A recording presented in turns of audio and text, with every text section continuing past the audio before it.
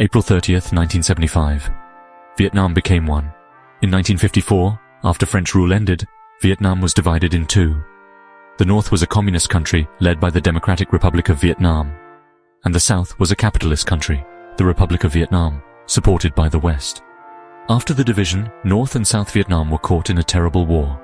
The United States supported South Vietnam, and the Soviet Union and China supported North Vietnam. Millions of lives were lost in this Vietnam War. On April 30th, 1975, the North Vietnamese army entered Saigon, now Ho Chi Minh City, and a tank crashed through the gates of the Reunification Palace. The fighting stopped, and Vietnam was unified.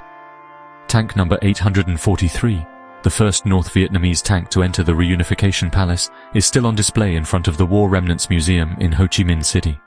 From this day, April 30th, the city's name officially changed from Saigon to Ho Chi Minh City. Even today, people in Vietnam still use the name Saigon, but the official name is Ho Chi Minh City. For the Vietnamese people, April 30th is more than just a public holiday. It's a day when the entire nation is united. It's a day to remember the sacrifices of families and ancestors. It's a day to reaffirm our national pride.